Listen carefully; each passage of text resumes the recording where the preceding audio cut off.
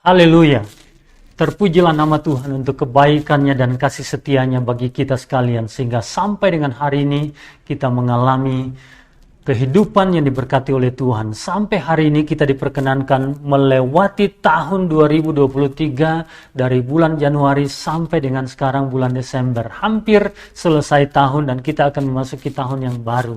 Saya percaya banyak di antara warga Balak Selamatan dan rekan-rekan hamba Tuhan, para opsir, para sersan, pemimpin dimanapun Anda berada, merasakan bahwa sungguh anugerah Tuhan telah menuntun kita sekalian, telah memimpin kita sekalian sampai dengan pada hari ini. Bahkan kekurangan-kekurangan kita dicukupkan oleh Tuhan. Tema kita pada tahun ini dan kita akan mengakhirinya, saudara-saudara sekalian, kalau masih ingat dari bulan ke bulan kita merenungkannya seirama dengan Roh Kudus. Jikalau kita hidup oleh Roh, baiklah hidup kita juga dipimpin oleh Roh. Demikian ayat firman Tuhan dari tema kita pada tahun ini, Galatia 5 ayat 25. Saudara-saudara sekalian, dan ini merupakan renungan terakhir yang saya akan sampaikan berhubungan dengan tema kita pada tahun ini, dan secara khusus juga berhubungan dengan Natal pada tahun ini. Untuk itu, mari kita merenungkannya, dan sebelumnya, mari kita satu di dalam doa. Kita satu di dalam doa. Ya Tuhan Allah Bapa kami dalam kerajaan surga, kami bersyukur untuk kesempatan kami boleh merenungkan firman Tuhan pada bulan ini secara khusus bersamaan dengan perayaan Natal pada tahun ini. Untuk itu Tuhan, kami serahkan perenungan firman Tuhan ini, biarlah Engkau sendiri berbicara kepada kami. Kami siap, kami rindu mendengarkan suara Tuhan. Di dalam nama Tuhan Yesus, firman Allah yang hidup, kami serahkan perenungan firman Tuhan ini. Berbicaralah kepada kami. Haleluya. Amin. Amin. Perikop kita pada hari ini saya ambil secara khusus tentang pemberitaan kelahiran Yesus, yang diambil dari Lukas pasal 1 ayat 26 sampai dengan ayatnya yang ke-38. Tetapi saya hanya akan mengutip beberapa ayat bagi kita sekalian. Ceritanya semuanya kita mengetahui. Ketika itu Tuhan Yesus di dalam rancangan Allah Bapa di surga itu akan dilahirkan oleh seorang anak gadis perempuan yang bernama Maria. Di dalam catatan perikop ini dikisahkan bahwa ia diberitakan akan dilahirkan, akan dikandung oleh Maria, dan namanya akan disebut sebagai Yesus, disebut anak Allah, disebut Immanuel. Banyak nama yang disebutkan untuk Tuhan kita Yesus Kristus. Tetapi di dalam ceritanya dikatakan bahwa malaikat itu datang kepada Maria dan Maria dikejutkan. Dalam ayat yang ke-30 dicatat demikian. Kata malaikat itu kepadanya, "Jangan takut, hai Maria, sebab engkau beroleh anugerah di hadapan Allah." Kemudian dilanjutkan, Maria bertanya dalam ayat yang ke-38. Kata Maria kepada malaikat itu, "Bagaimana mungkin hal itu terjadi? Karena aku belum berhubungan dengan laki-laki." Atau dalam tulisan yang lain atau terjemahan lain, "Karena aku belum bersuami." Saudara-saudara yang saya kasih dalam nama Yesus Kristus, pertanyaan Maria ini menggambarkan pertanyaan seluruh umat manusia dari zaman ke zaman. Bagaimana mungkin? Maka terkait dengan tema kita pada tahun ini, seirama dengan Roh Kudus, pertanyaan umat manusia terjawab. Saudara-saudara sekalian, pertanyaan bagaimana mungkin ini merupakan gambaran dari dunia yang sedang mengalami kesuraman. Kesuraman di dalam zaman perjanjian lama, kesuraman dalam zaman perjanjian baru. Ketika peristiwa sebelum Yesus dilahirkan dan sampai dengan setelah itu ada banyak kesuraman. Kesuraman yang terjadi pada zaman ini. Kalau kita memperhatikan, kesuraman itu digambarkan dengan penderitaan umat manusia. Digambarkan dengan keputusasaan umat manusia. Digambarkan dengan ketidakberdayaan umat manusia dengan beban yang menekan sedemikian rupa. Kesuraman itu digambarkan dengan tekanan ekonomi. Kesuraman itu digambarkan dengan keadaan sosial ekonomi umat manusia yang didominasi oleh dosa dan kejahatan. Kesuraman itu digambarkan dalam situasi umat manusia yang menderita karena sakit penyakit. Di kamar-kamar ICU, di tempat-tempat di mana orang-orang merasa tidak ada lagi kesembuhan. Kesuraman umat manusia masih nyata sampai dengan hari ini. Keputusasaan seperti saya gambarkan tadi, bahkan beberapa waktu ini kita dihebohkan dengan berita-berita di mana ada orang yang sampai tega menghabisi nyawa keluarganya sendiri, anak-anaknya sendiri. Itu mendukakan hati kita. Sehingga Maria dalam konteks berita Natal ini mengekspresikan pertanyaan umat manusia, bagaimana mungkin itu bisa terjadi? Dan saya ingin menyampaikan kepada kita sekalian, berita Natal memberikan berita sukacita, kabar baik bagi umat manusia bahwa kesuraman hidupnya yang digambarkan oleh pertanyaan bagaimana mungkin ini bisa terjadi, dijawab oleh Tuhan. Dalam ayat yang ke-35 dikatakan demikian, Roh Kudus akan turun atasmu, dan kuasa Allah yang maha tinggi akan menaungi engkau. Anak yang dilahirkan itu kudus dan akan disebut anak Allah. Anak Allah itu datang ke dalam dunia, saudara-saudara sekalian, melalui rahim Maria yang bertanya bagaimana mungkin itu bisa terjadi. Kalau itu adalah pimpinan Roh Kudus, kalau hidup kita seirama dengan Roh Kudus yang berkuasa itu, yang adalah Allah itu sendiri, sanggup memberikan jawaban atas pertanyaan saudara-saudara sekalian, memberikan solusi atas kesuraman saudara-saudara sekalian. Sebab kedatangan Yesus Kristus ke dalam dunia, yang pertama mengekspresikan kasih Allah yang tidak terbatas. Pada waktu malaikat itu berkata kepada Maria, dia mengatakan, jangan takut hai Maria, sebab engkau beroleh kasih karunia. Sebab engkau beroleh anugerah di hadapan Allah. Bukankah kita masih teringat ketika para malaikat menyanyi, memuji, memuliakan nama Tuhan, dan mengatakan kemuliaan bagi Allah di tempat yang maha tinggi, dan damai sejahtera di bumi di antara manusia yang berkenan kepadanya. Allah masih berkenan kepada saudara. Allah masih berkenan kepada umat manusia. Ia masih mengasihi kita dan kasihnya itu tidak terbatas. Sehingga saudara-saudara sekalian, kabar gembira bagi kesuraman kita, kesuraman umat manusia adalah bahwa Allah masih mengasihi kita. Haleluya. Kasih setianya, anugerahnya masih ditawarkan bagi kita sekalian. Hanya apakah kita mau menerima kasih itu? Apakah kita mau menyambut kasih karunia Allah itu yang dinyatakan di dalam kelahiran Yesus Kristus sebagai anak Allah yang datang untuk menyelamatkan umat manusia?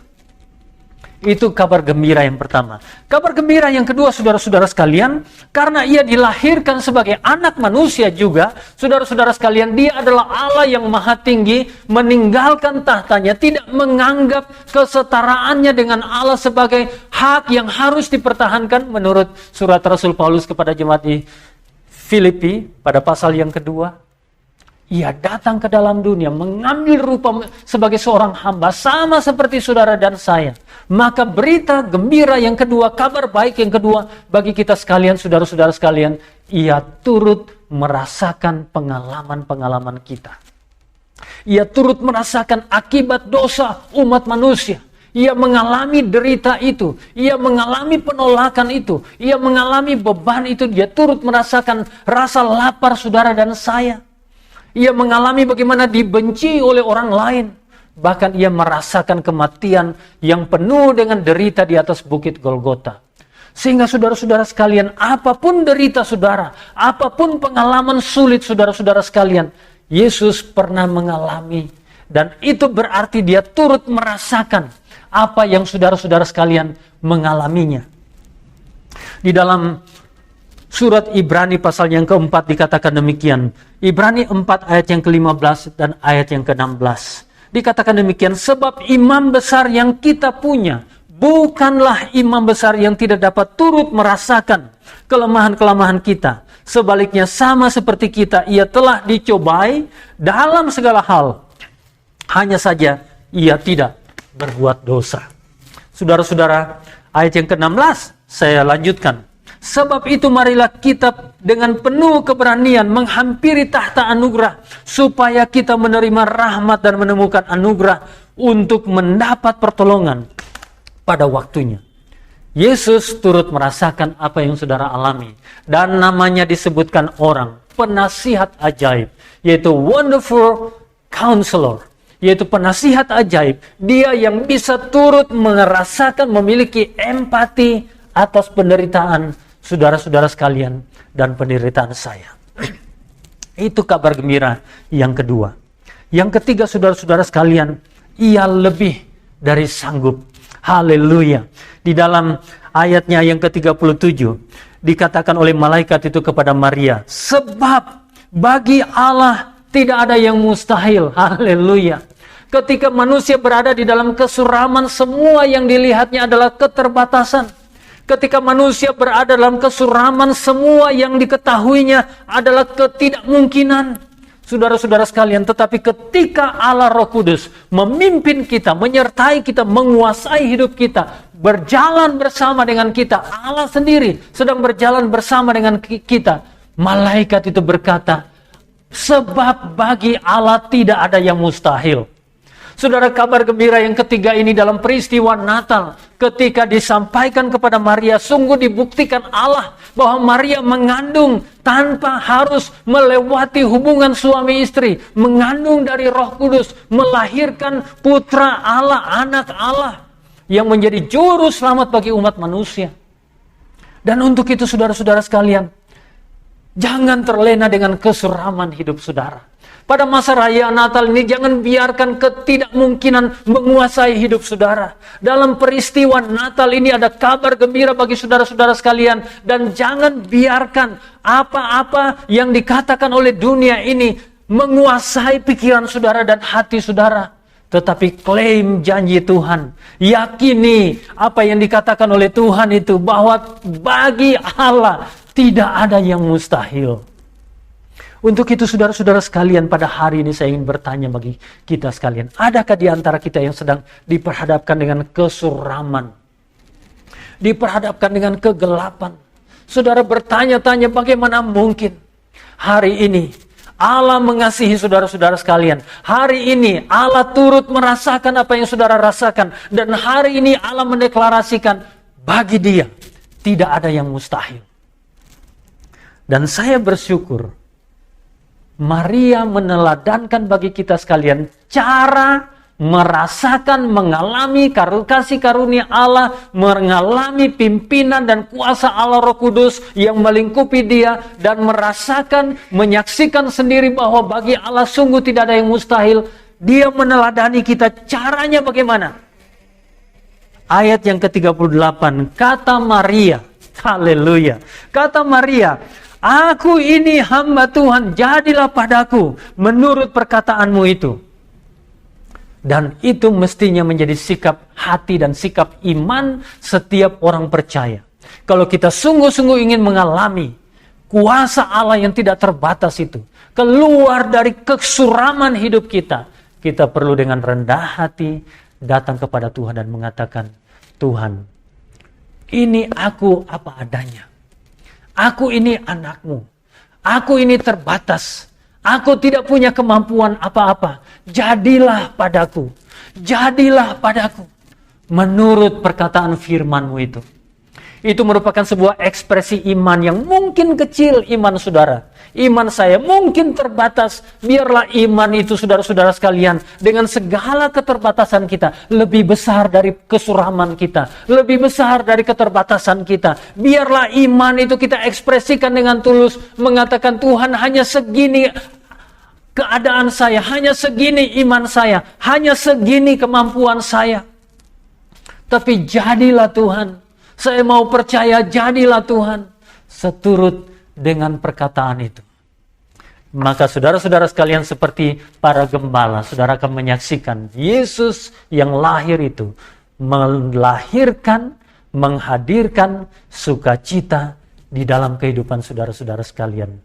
Tuhan memberkati kita sekalian. Selamat hari Natal. Selamat menikmati kuasa Allah yang tidak mustahil itu bagi kehidupan saudara-saudara sekalian. dan selamat menyongsong tahun yang baru. Tuhan Yesus memberkati kita sekalian. Haleluya. Mari kita berdoa, dan nanti akan diputarkan lagu seirama dengan Roh Kudus. Sementara lagu itu diputarkan bagi saudara sekalian, lanjutkan untuk berdoa, meminta pengalaman Allah yang berkuasa itu dalam peristiwa Natal ini menjadi pengalaman pribadi saudara-saudara sekalian. Bapa di surga, kami bersyukur untuk firman-Mu yang sudah kami dengarkan, bahwa di dalam kesuraman umat manusia, kesuraman hidup kami secara pribadi, Tuhan datang membawa berita gembira bagi kami sekalian, kabar baik, bahwa kasih karunia Allah masih ditawarkan bagi kami, dan bahwa Tuhan turut merasakan pengalaman hidup kami, dan bahwa bagi Allah tidak ada yang mustahil. Hamba berdoa kiranya ketika umat Tuhan menaikkan doa-doa mereka secara pribadi, dalam perenungan pribadi mereka, mereka mengalami, mereka merasakan bahwa Tuhan hadir di dalam kehidupan mereka. Jadilah Bapa seturut dengan firman-Mu bagi kami sekalian. Terpujilah Engkau. Di dalam nama Tuhan Yesus Kristus kami berdoa. Amin. Amin. Sekali lagi, Tuhan memberkati saudara-saudara sekalian. Haleluya. Roh yang kudus, Roh yang kekal, Roh yang kuasa, penolongku, ku datang menyembah-Mu. Kuduskanlah seluruh hidupku, lembutkanlah hatiku, mendengarkan suara-Mu.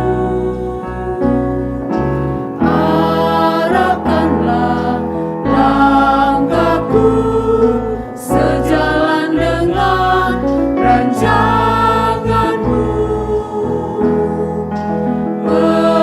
Penuhilah seluruh jiwaku hingga seirama dengan Roh Kudus.